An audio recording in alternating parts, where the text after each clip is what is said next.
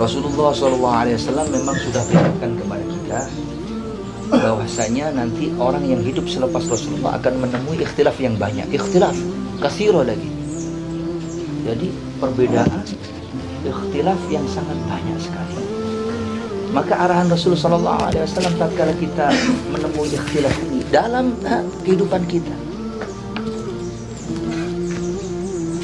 dalam imaniyat, ya, ubudiyat, muamalah, muasyarah, akhlakiyat, dalam infiradi, dalam berjamaah, dalam berorganisasi dan lain sebagainya. Jika kita mendapatkan ikhtilaf di antara kita, maka apa arahan Rasul? Alaikum bisunnati wa sunnati khulafa'ir rasyidin al-mahdiyyin. Berpegang teguhlah, tetaplah kalian semuanya kepada sunnahku, kata Rasul, dan kepada sunnah para khalifah yang empat itu, Sayyidina Abu Bakar, Sayyidina Umar, Sayyidina Utsman, Sayyidina Ali radhiyallahu anhum. Dan mereka semuanya ini adalah orang-orang Quraisy. Sayyidina Abu Bakar Quraisy, Sayyidina Umar Quraisy, Sayyidina Utsman Quraisy, Sayyidina Ali radhiyallahu anhu adalah Quraisy. Dan perlu kita ketahui Maulana Ilyas rahmatullahi alaihi itu juga orang Quraisy.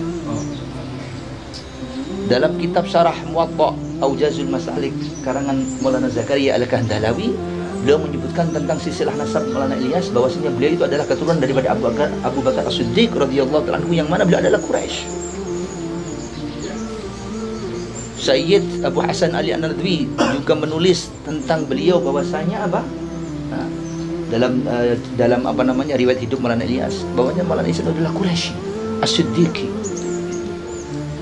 Rasulullah SAW bersabda dalam satu riwayat hadis, al-a'immatu min Quraisy, pemimpin-pemimpin itu dari Quraisy. Imam Nawawi dalam Syarah Muslim beliau menjelaskan, ya, sebab hadis ini Imam Syafi'i itu lebih mulia daripada imam yang tiga. Karena apa? Imam Syafi'i adalah Quraisy.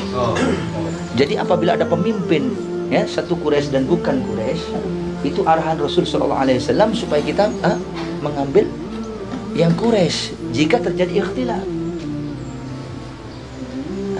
Fasayara ikhtilafan katsira, alaikum bisunnati wa sunnatil khulafa'ir rasyidin. Satu bukan Quraisy, satunya Quraisy, pilih Quraisy. Kalau ada ikhtilaf itu arahan Rasul SAW. Dan juga dalam satu riwayat dikatakan innahum aslahun nasi 'inda fitnatin wa asra'uhum ifaqatan ba'da musibatin. Mereka orang-orang Quraisy itu adalah orang yang paling berbuat baik tatkala terjadi fitnah. Maksud hadis ini, jika kau mendapatkan fitnah dalam kepimpinan kita, dalam rumah tangga kita, dalam bermasyarakat kita dan lain sebagainya, hendaknya kita tuh melihat orang Quraisy. Satu Quraisy, satu bukan. Arahan Rasul supaya kita milih Quraisy. Kenapa? Aslahun nasi 'inda fitnatin. Jika terjadi fitnah, mereka itu orang yang paling aslah, yang paling berbuat baik. Dalam satu riwayat, bukan hanya aslah, tapi ahlamun nasi 'inda fitnatin, lebih santun dari sekian manusia jika terjadi fitnah. Wa asra'uhum ifaqatan ba'da musibatin, yang paling cepat sadarnya tatkala tertimpa musibah. Allahu Akbar. Jadi jika terjadi fitnah, apa kata Rasul? Supaya kita ikut Quraisy. Al-a'immah min Quraisy. Rasulullah bahkan adalah Quraisy. Al-Hashimil Quraisy al-Arabi, itu Rasul. Dari kalangan umat dalam masalah pemimpinan, ya tak? Yang pertama adalah dipimpin oleh Abu Bakar As-Siddiq. Kemudian, ya tak? Isna Asyar, 12 pemimpin yang terkeluar dari sabda Rasul SAW juga Quraisy. Bahkan akhir nanti dari kalangan umat Nabi Muhammad SAW juga ditutup oleh pemimpin dari Quraisy, Imam Mahdi Al-Muntazar. Beliau itu Hashimil Quraisy al-Arabi. Sampai dalam hayat sahabat juz 2, di situ diterangkan mengenai masalah fadlu Quraisyin, keutamaan orang Quraisy. Apa kata Rasulullah SAW? Qaddimu Quraisyan wala taqaddamuha. Dahulukan orang Quraisy dan jangan kau tidak mendahulukan mereka. Ini ulama mensyarahi hadis ini, makna mendahulukan orang Quraisy itu apa? Di dalam imarah dan khilafah, di dalam kepimpinan. Jika terjadi satu non Quraisy dan satunya adalah Quraisy, maka kita diperintah oleh Rasul supaya mendahulukan Quraisy. SA sama Nizamuddin Maulana Sa'ad itu Quraisy, maka arahan Rasul supaya kita ikuti Quraisy. Allah. Wala taqaddamuha, kata Rasul. Jangan kau mengakhirkan, jangan. Idza burikta fi syai'in falzamhu, kata Rasulullah SAW. Jika kau diberkahi dalam sesuatu permasalahan, dalam apapun juga, falzamhu, maka pegang teguh, tetapkan perkara itu. Dan sudah tidak menjadi masya Allah barang yang aneh dan langka. Semua orang sudah pada tahu bagaimana Allah Subhanahu wa taala memberi keberkahan dalam keluarga Maulana Sa'ad yang dibawa oleh Maulana Ilyas rahmatullahi alaih. Usaha dakwah itu keberkahannya dari keluarga beliau itu sudah turun temurun. Dakwah tersebar itu sebab Maulana Ilyas, sebab keluarga beliau. Kebaikan-kebaikan kita jadi baik. Dulu tuh pemabuk di antara kita nggak kenal agama, anak-anaknya jadi hafal Quran. Itu sebab apa? Sebab Maulana Ilyas, sebab Nizamuddin. Kalau sudah diberkahi Nizamuddin, sudah, jangan kau lari kemana lagi. Itu arahan Rasul, bukan Abdul Wahab, bukan Ustadz Lutfi, bukan Mulwi Harun, bukan. Arahan Rasul. Terjadi ikhtilaf, ikut Quraisy. Sampai dalam Hayatus Sahabat juga dikatakan hum sulbun nasi, katanya. Allah. Hum sulbun nasi, mereka itu adalah tulang sulbi, tulang belakangnya manusia. Ini Maulana Ilyas Barabanggawi menta'alaki dalam Hayatus Sahabat, maksudnya sulbun nas, tulang punggungnya, tulang sulbinya manusia, itu adalah hirzuhum. Jadi mereka itu adalah apa? Penyelamat manusia. Allah. Bagaimana tidak dikatakan sebagai penyelamat, penjaga manusia? Rasulullah SAW dari Quraisy. Allahu Akbar. Al-Muhajirin kebanyakan dari Quraisy. Apa kata Rasul? Tamassaku biha, adu 'alaiha bin nawajid. Jangan kau ragu, jangan kau bimbang, pegang dengan kekuatan, gigit dengan gigi geraham. Supaya maksudnya apa? Supaya kita itu apa? Betul-betul mantap dan tidak ada keraguan sama sekali. Jika terjadi ikhtilaf, pegang itu orang Quraisy. Jelas Rasul.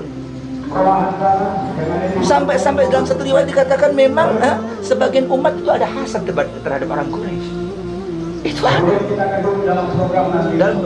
dalam Hayatus Sahabat. Karena saking kebanyakan, saking banyaknya anugerah nikmat Allah yang Allah berikan kepada Quraisy. Maka jangan ragu dan bimbang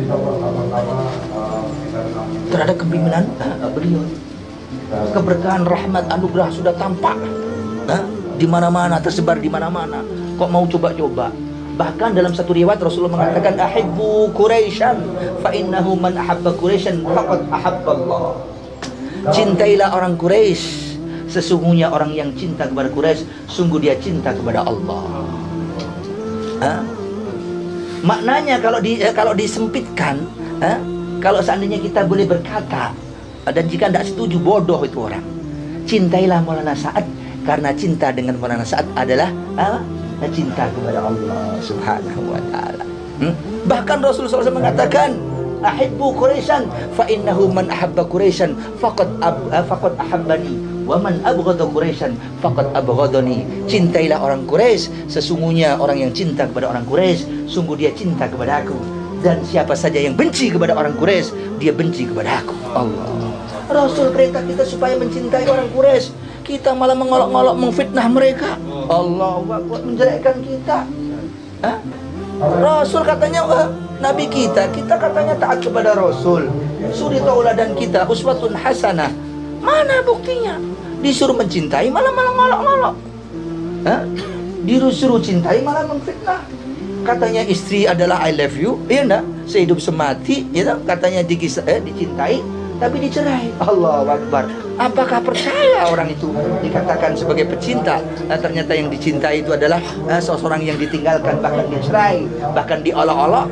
Ini cinta yang apa? Jika nggak taat, nggak seberapa, gitu.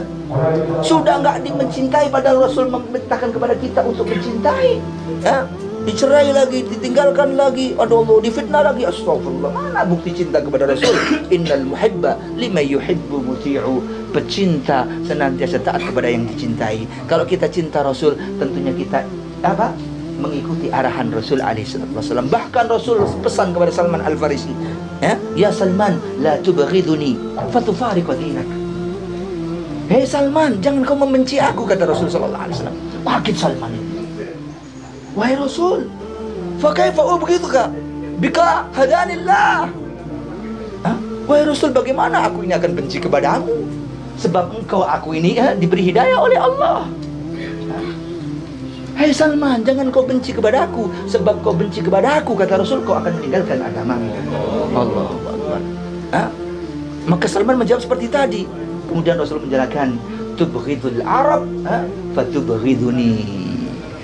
Kau benci orang Arab, dengan sebab kau benci kepada orang Arab, kau benci kepada aku. Sebab kau benci kepada aku, kau akan tinggalkan agamamu, kata Allah. Hubbul Arab imanun wa bughdhum nifaq. Rawahul Hakim. Cinta kepada orang Arab itu satu tanda keimanan, dan benci kepada mereka itu adalah satu kemunafikan. Ini Quraisy ini adalah satu kabilah yang terbaik di kalangan semua Arab. Kalau benci kepada orang Arab adalah satu kemunafikan, kalau benci kepada orang Quraisy itu baik kemunafikan. Bahkan satu riwayat mengatakan bughdul Quraisy kufrun. Benci kepada orang Quraisy adalah satu kekufuran. Ulama mengatakan apa ini maksudnya? Benci kepada Quraisy adalah salah satu sesuatu perkara yang menyebabkan kepada kekufuran. Semuanya siap insyaallah? Untuk mencintai orang Quraisy? Allahu Akbar. Insyaallah.